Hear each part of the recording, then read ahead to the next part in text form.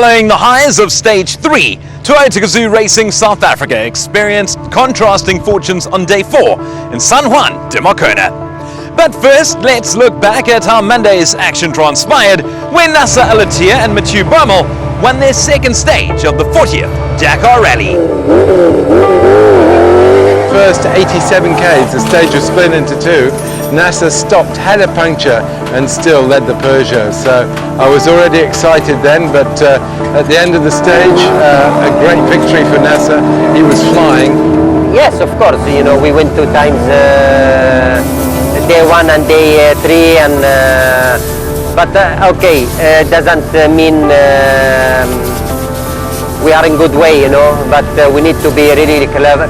I am happy also because we gain some times compared to the Peugeot and even with Ginelle also we make nice stage today, and we'll see what's happened now tomorrow, because again we will open the road, so we should lose a little bit of time, of course. It was a completely different story in Stage 4 as drivers and navigators took on 330 kilometers of severe sandy sections, which all kicked off with a mass start on the beach.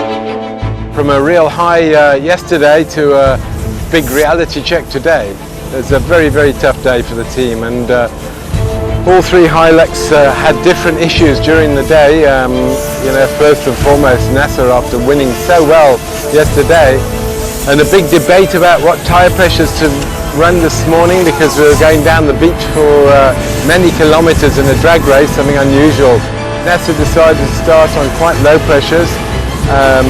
Didn't quite make the drag race to the end, but ended up second through the gate at the end, and at the end of the beach, and it sort of went downhill from there. Very tough day, you know. Really, I feel sorry, you know. It was very hard. We have 2 flat tires and 2 times stuck, but okay, we are here, you know, and otherwise still we are in the dune, but okay, it's not our day. Tomorrow it will be our day, and we try to push from tomorrow. The same story for Ginelle. He was 40 minutes in one spot, 20 in another.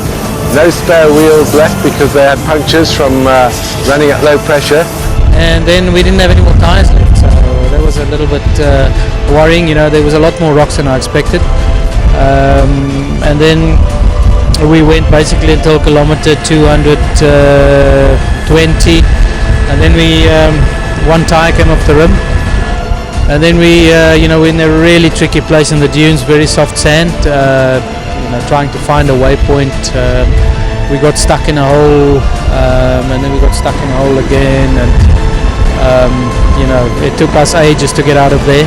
It was terrible for us. Started right after 18 kilometers, not doing a left turn like we should. We lost so much time today out there in the desert. It's really a day you don't need in the Dakar. Bernard, on the other hand, decided to have slightly higher pressures and then drop them really low in the dunes.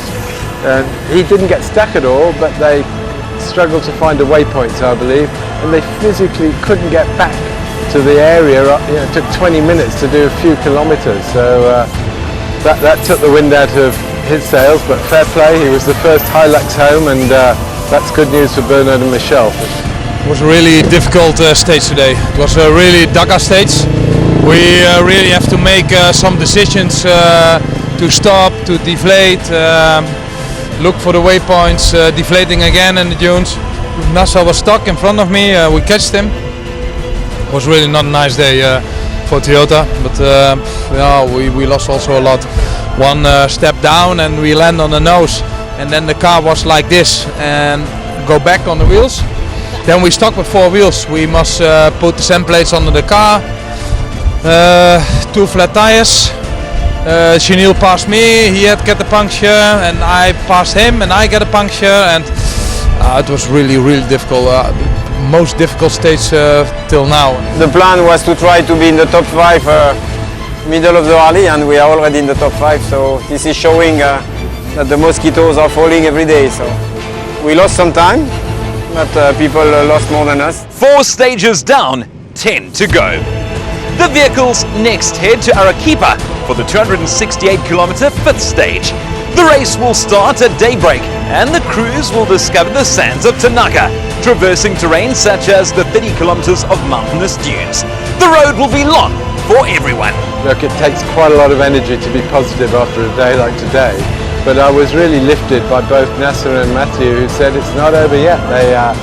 They're going to start far back tomorrow, and tomorrow's a stage that no banks, so similar to stage 2 where it was very difficult to find the road. They've got another big dune crossing, so there will be tracks to follow. You can be certainly upbeat that, you know, Matthew and Nasser, who lost the least time, have said they're still in the fight. Stage B is in Tanaka Dunes, where we know that local people did organize rally and no one came out. So that just gives you an idea. And then the second stage, the stage 5A for us, will be in the same area as today. So we know that the food is a little bit difficult to digest, but they send us to the same place. Lovely.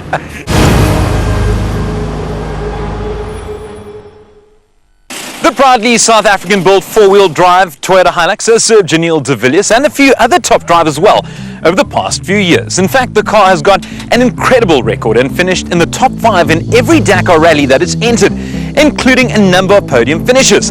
The only position that is still evading the Hilux is the overall victory, something that has been reserved for turbo-powered cars over the past decade.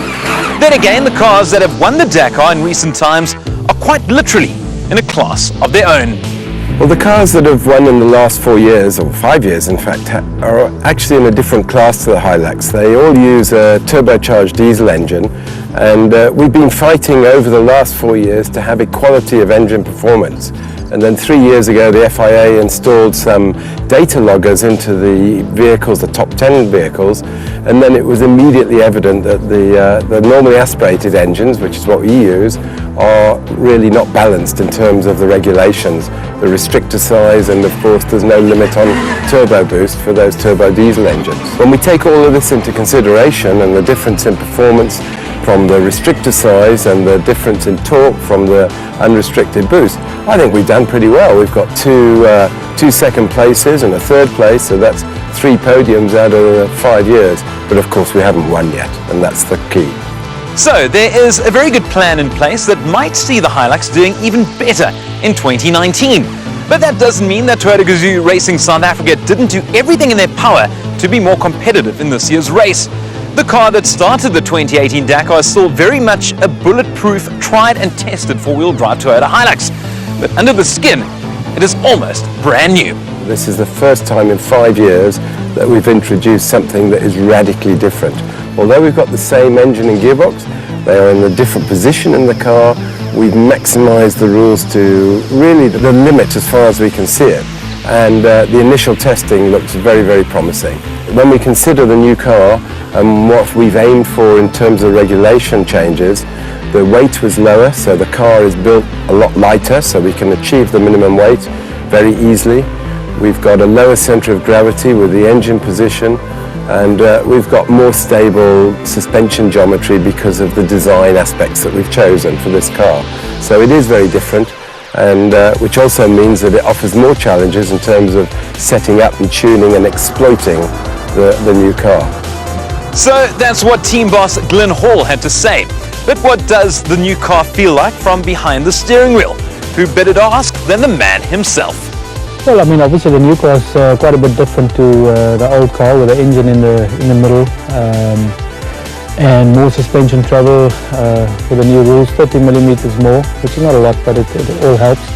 And then also the 65 kilograms lighter. So all that combined helps to make this car a little bit quicker than the old car. You know, but it's small chunks. You know, it's not a big step, but small chunks over a Dakar distance at the end of the day can give you 45 minutes, 1 hour, and that's what we're looking to achieve with this car. But so far in the testing, it's been going, you know, quite well.